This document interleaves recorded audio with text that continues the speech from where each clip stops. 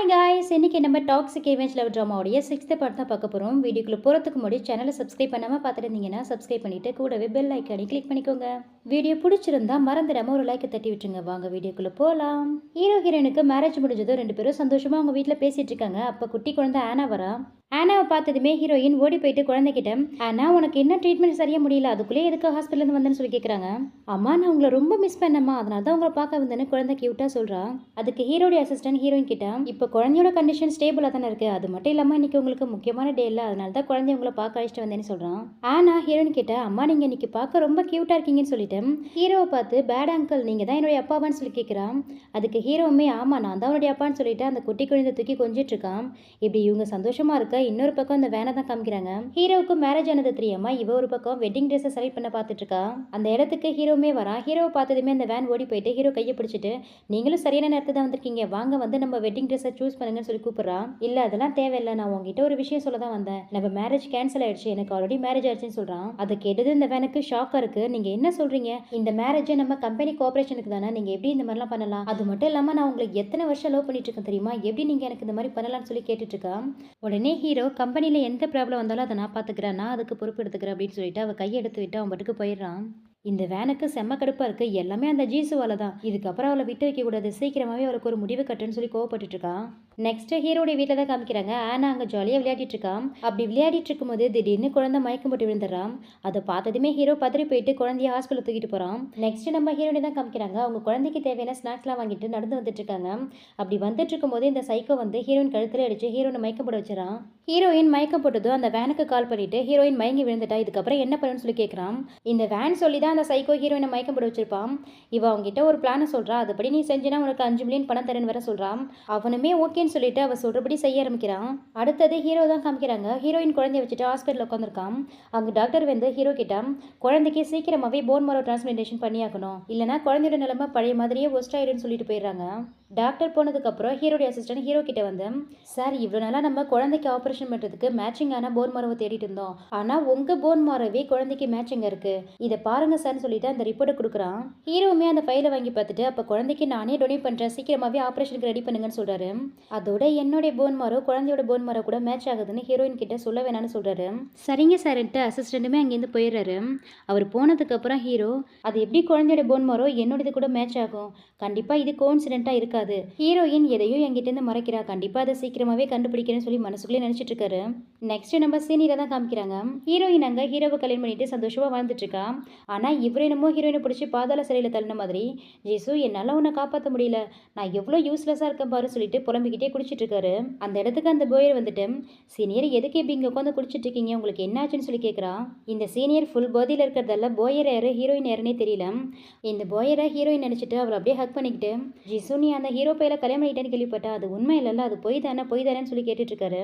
இந்த பாயர் உடனே என்ன இப்படி ஒளிரிட்டு இருக்காருன்னு சொல்லி யோசிச்சவன், ஒருவேளை இவரு ரொம்ப போதையில் இருக்கிறதால நம்ம ஜீசுன்னு நினச்சிட்டு இருப்போல அப்படின்ட்டு, இங்கே பாருங்க சீனியர் நீங்கள் எந்த அளவு குடிச்சிருக்கீங்கன்ட்டு, முதல்ல வாங்க நான் கொண்டு போய் உங்களை வீட்டில் விட்டுறேன்ட்டு அவர் அப்படியே கைத்தாங்கலாம் கூப்பிட்டு போகிறான். இந்த போயர் சீனியரை வீட்டுக்கு தான் அழைச்சிட்டு போவான்னு பார்த்தா ஒரு ஹோட்டல் ரூமில் வந்து படுக்க வைக்கிறான். இந்த சீனியர் அந்த போயரை பிடிச்சிக்கிட்டு, ஜிசு என்னை விட்டு எங்கேயும் போயிடாத, நான் ஆனாவுக்கு ஒரு பயாலஜிக்கல் அப்பாவாக இல்லாமல் இருக்கலாம், ஆனால் என்றைக்குமே அவளை என் சொந்த பொண்ணுமா தான் பார்க்குறேன், எனக்கு ஒரு சான்ஸ் கூட, என்னை விட்டுட்டு அந்த ஹீரோவெல்லாம் போய் கல்யாணம் பண்ணிக்காதுன்னு சொல்லி புலம்பிட்டு இருக்காரு. இது எல்லாத்தையுமே இந்த போயர் காதில் வாங்கிட்டு, அப்போ ஆனாவுக்கு இவர் ஒரிஜினல் அப்பா இல்லையான்னு சொல்லி மனசுலேயே நினச்சிட்டு இருக்கா. இவ இப்படி நினச்சிட்டு இருக்கும் போதே அந்த சைக்கோ வேற மயக்கத்தில் இருக்கிற ஹீரோயினை தூக்கிட்டு வந்துடுறான். 2 பேரையுமே ஒரே பெட்டில் படுக்க வச்சுட்டு இவங்க ட்ரெஸ் எல்லாம் ரிமூவ் பண்ணிட்டு 2 பேரும் ஒன்றா ஸ்டே பண்ண மாதிரி ஃப்ரேம் பண்ணிடுறாங்க. நெக்ஸ்ட் ஹீரோவை தான் காமிக்கிறாங்க. இவ்வளோ டைம் ஆயிடுச்சு இன்னுமே ஹீரோயின் வீட்டுக்கு ரிட்டர்ன் ஆகலையேன்னு சொல்லி வாசலையே பார்த்துட்டு இருக்காரு. அப்போ அவருக்கு ஒரு ஃபோன் கால் வருது. ஃபோனில் அந்த போயர் தான் பேசுகிறா. உங்கள் வைஃப் ஜீசுவோ அந்த சீனியர் ரூவனும் ஒரு ஹோட்டலில் இந்த ரூமில் ஒன்றா ஸ்டே பண்ணிட்டு இருக்காங்க, உங்களுக்கு நம்பிக்கை இல்லைன்னா நீங்களே போய் பாருங்கன்னு சொல்லி போட்டு விட்டாரா. நெக்ஸ்ட் ஹோட்டல் ரூமில் தான் காமிக்கிறாங்க. ஹீரோயின் அப்போ தான் கண்ணு முடிக்கிறாங்க. பக்கத்தில் ரூவன் இருக்கிறத பார்த்ததுமே அவங்களுக்கு ஒரே ஷாக்காக இருக்கு. நம்ம எப்படி இங்கே வந்தோன்னு சொல்லி யோசிச்சுட்டு இருக்கும் போதே அங்கே ஹீரோ வந்துடுறான். ஹீரோ வந்த உடனே பறந்து வந்து அந்த பெட்டில் உட்காந்துக்கிட்டு, என் வைஃப் கூட ஸ்லீப் பண்ணேன்னு சொல்லி சீனியரை போட்டு மூஞ்சிலே முத்துறான். சீனியருக்கு கொஞ்சம் கூட நினைவே இல்லை, அவர் படுக்க படுத்தே கிடக்காரு. ஹீரோயின் ஹீரோவை ஸ்டாப் பண்ணிட்டு, நான் சொல்றது முதல்ல கேளுங்க, எங்க 2 பேருக்குள்ள எதுவுமே நடக்கல, நீங்க தான் தப்பா புரிஞ்சிட்டீங்கன்னு சொல்றா. என்ன தப்பா புரிஞ்சுக்கிட்டேனா, இந்த நிலைமையில உங்க 2 பேரையும் ஒரே பெட்ல பாத்துருக்க, ஆனா இன்னமும் நீ என்ன தப்பா புரிஞ்சுக்கிட்டேன்னு சொல்ற அப்படின்ட்டு ஹீரோயினை பிடிச்சி தள்ளி விட்டுட்டு, இன்னைக்கு ஒன்று கொல்லாம விட மாட்டேன்டான்னு சொல்லிட்டு அந்த சீனியரை போட்டு அடிச்சிட்டு இருக்கான். உடனே ஹீரோயின் குறுக்க விழுந்துட்டு, நீங்கள் அடித்து கொல்லணும்னா ஃபஸ்ட்டு என்ன கொல்லுங்க, அவரை எதுவும் பண்ணாதீங்க, அவர் என்னுடைய பெனிஃபிஷியர்னு சொல்கிறா. இவனுக்காக நீ என்கிட்ட பறிஞ்சு பேசிகிட்டு இருக்கல, உன்னை மாதிரி ஒரு கேவலமான பொண்ணை நான் பார்த்ததில்லை, இதுக்கப்புறம் என்றைக்குமே நீ எனக்கு வைஃப் கிடையாது, எப்போதுமே நீ எனக்கு அடிமைதான்னு சொல்லிட்டு இதுக்கப்புறம் என் கண்ணு முன்னாடியே வந்துடாதுன்னு ஹீரோயினை திட்டிட்டு அங்கேருந்து போயிடுறான்.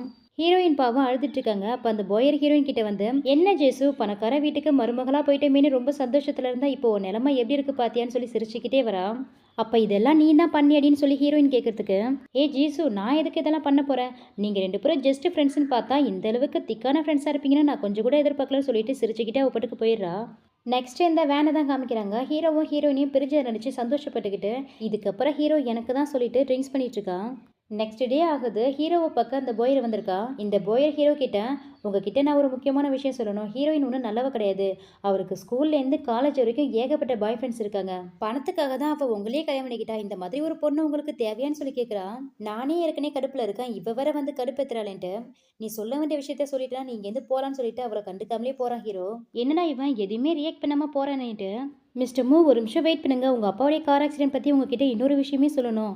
நானும் ஹீரோயினும் ஒரே கிளாஸ்மேட் தான். நாங்கள் ஸ்கூல் படிக்கும் போது ஹீரோயின் கிட்ட லைசன்ஸ் கூட இல்லை. அவள் ஃபுல்லாக ஒரு நாள் ட்ரிங்க்ஸ் பண்ணிவிட்டு உங்கள் அப்பா மேலே காரை விட்டு ஏற்றி உங்கள் அப்பாவை கொலை பண்ணிட்டான்னு சொல்கிறா. அதை கேட்டதுமே ஹீரோ அதை எப்படி உனக்கு தெரியும்னு சொல்லி கேட்குறான். நானும் ஹீரோயினும் கிளாஸ்மேட் தான். அவள் ஆக்சிடென்ட் பண்ண விஷயம் எங்கள் ஸ்கூல் ஃபுல்லாகவே தெரியும். அப்படி தான் எனக்குமே தெரியும். அவள் இன்னைக்கே பேசுவா. அவளை பார்த்து நீங்கள் ஏமாந்துடாதீங்க, நான் சொல்கிறதெல்லாம் உண்மைதான்னு சொல்கிறான்.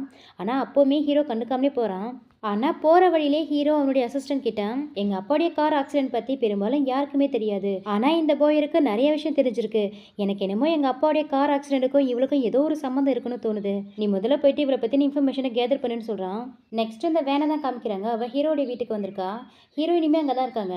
அவள் ஹீரோயினியை பார்த்ததுமே, ஜேசு இந்த மாதிரி ஒரு பணக்கார வாழ்க்கைக்கும் இப்படி ஒரு பெரிய ஸ்டேட்டஸுக்கும் ஆசைப்பட்டு தான் என்னுடைய வாழ்க்கையை என்கிட்டேருந்து பறிச்சல, இப்போ உனக்கு சந்தோஷமாக இருக்கான்னு சொல்லி கேட்குறா. வேன் நீ என்ன பேசிகிட்டு இருக்கன்னு ஹீரோயின் கேட்கறதுக்கு, உடனே இந்த வேன் ஹீரோயின் கையை பிடிச்சிக்கிட்டு, இன்னமும் ஒன்றுமே தெரியாதமா நடிக்கிற, ஒழுங்காக ஹீரோ வாழ்க்கையை விட்டு போயிடு, ஹீரோ என்னை மட்டும் தான் லவ் பண்ணுறாரு, என்ன தான் கல்யாணம் பண்ணிக்கவும் ஆசைப்படுறாரு, அவர் உன்னை என்றைக்குமே லவ்வே பண்ணதில்ல, ஒழுங்காக அவரை டிவோர்ஸ் பண்ணிவிட்டு இங்கேருந்து ஓடி போயிடுன்னு சொல்கிறா. அதுக்கு ஹீரோயின், என்னால் ஹீரோ விட்டுட்டுலாம் போக முடியாது, ஏன்னா நான் அவரை லவ் பண்ணுறேன், என்னால் அவரை டிவோர்ஸும் பண்ண முடியாதுன்னு சொல்கிறாங்க. என்ன ஹீரோவை விட்டு உன்னால் போக முடியாதா, அப்போ குழந்தைய விட்டு உன்னால் இருக்க முடியுமா, நீ மட்டும் ஹீரோவை டிவோர்ஸ் பண்ணிட்டு போகலன்னா கண்டிப்பாக உன் குழந்தைய ஏதாவது பண்ணிட்டுன்னு சொல்லி குழந்தைய வச்சு மிரட்டிட்டு இருக்கா. இவ தான் எந்த எக்ஸ்ட்ரீம் வேணாலும் போவான்னு ஹீரோனுக்கு தெரியும்ல, அதனால குழந்தைய ஏதாவது பண்ணிடுவோன்னு பயந்துக்கிட்டு, வேன் என் குழந்தைய எதுவும் பண்ணிடாத, உனக்கு என்ன இப்போ நான் ஹீரோவை டிவோர்ஸ் பண்ணணும் அவ்வளோதானே, நான் ஹீரோவை டிவோர்ஸ் பண்ணிடுறேன்னு சொல்கிறாங்க. இப்படி இவங்க சொல்லிட்டு இருக்கும் போதே நான் அதுக்கு அலோவ் பண்ண மாட்டேன்னு சொல்லிட்டு ஹீரோ வந்துடுறான். ஹீரோ ஹீரோயின் கிட்ட, என்னை டிவோர்ஸ் பண்ணிவிட்டு என்கிட்டேருந்து எஸ்கேப் ஆகலான்னு பார்க்குறியா, நீ எனக்கு 30 மில்லியன் பணம் தரணும், நம்ம கான்ட்ராக்ட் படி நீ என்றைக்கு எனக்கு 30 மில்லியன் பணம் தரியோ அன்றைக்கி தான் என்கிட்டேருந்து உனக்கு விடுதலை, அது வரைக்கும் என்கிட்ட தான் நீ ஸ்லேவாக இருக்கணும்னு சொல்கிறான். அதுக்குள்ளே இந்த வேன் வேற ஹீரோ கிட்ட, மூஷன் நம்ம 2 பேருக்கும் தானே ஃபஸ்ட்டு என்கேஜ்மெண்ட் ஆச்சு, அப்படி இருக்கும்போது இவ்வளோ போய் எப்படி நீங்கள் கல்யாணம் பண்ணலாம், அவளே உங்களை டிவோர்ஸ் பண்ணுறேன்னு சொல்கிறா, அப்புறம் என்ன, அவளை முதல்ல டிவோர்ஸ் பண்ணுங்க, நம்ம 2 பேரும் மேரேஜ் பண்ணிக்கலான்னு சொல்கிறா. இல்லை அவ்வளோ ஈஸியெல்லாம் அவளை நான் டிவோர்ஸ் பண்ண முடியாதுன்னு ஹீரோ சொல்கிறதுக்கு, நீங்கள் என்ன பேசுகிறீங்கன்னு தெரிஞ்சு தான் பேசுகிறீங்களா, இவள் ஆல்ரெடி இன்னொருத்தங்க கூட ஸ்லீப் பண்ணியிருக்கா, இதெல்லாம் ப்ரெஸ்ஸுக்கு தெரிஞ்சுன்னா அதுக்கப்புறம் என்ன ஆகும் தெரியுமா, இவளால் கண்டிப்பாக உங்கள் ஃபேமிலியோட ரெப்யூட்டேஷனே ஸ்பாயில் ஆகிடுன்னு சொல்லி இவளை மட்டும் இப்போ டிவோர்ஸ் பண்ணலாம், கண்டிப்பாக இந்த விஷயத்த ப்ரெஸ்ஸில் லீக் பண்ணுவேன்னு சொல்லாமல் சொல்லி மிரட்டிட்டு இருக்கா. இவளுடைய இன்டென்ஷன் என்னன்னு ஹீரோக்கு நல்லாவே புரியுது. உடனே ஹீரோ அந்த வேன் கிட்ட, நீ எப்போத்துலேருந்து இவ்வளோ கேவலமாக மாறின, எனக்கும் அவளுக்கும் 1000 பிரச்சனை இருக்கும், அதில் நீ எதுக்கு தலையிடுற, உன்னுடைய வேலை என்னமோ அதை மட்டும் பார்த்துட்டு இங்கேருந்து நீ கிளம்புறான்னு சொல்லி அவளை விரட்டி விட்டுறான். அவளுமே ஹீரோ மேலே கோவப்பட்டுக்கிட்டு, இதுக்கப்புறம் நீங்களே வந்து என்கிட்ட பெக் பண்ணுவீங்க பாருங்கன்னு சொல்லிட்டு அங்கேருந்து கிளம்பிடுறா. இந்த வேன் வீட்டுக்கு வந்துட்டு யாருக்கோ கால் பண்ணிட்டு, நாளைக்கு அந்த ஆனா விடவே இருக்கக்கூடாது, அந்த குழந்தைய கொன்னுடுங்கன்னு சொல்லி ஹீரோயின் குழந்தைய கொல்றதுக்கு ஆர்டர் கொடுக்குறா. இதுக்கப்புறம் என்ன நடந்ததுன்னு அடுத்து வரக்கூடிய வீடியோவில் பார்க்கலாம். ஐ ஹோப் இந்த ட்ராமா உங்களுக்கு பிடிச்சிருக்குன்னு நினைக்கிறேன். பிடிச்சிருந்தா லைக் பண்ணுங்கள், உங்கள் ஃப்ரெண்ட்ஸ் அண்ட் ஃபேமிலிக்கு ஷேர் பண்ணுங்கள். அடுத்து வரக்கூடிய ஃபைனல் பார்ட்டில் பார்க்கலாம். Thank you so much and see you.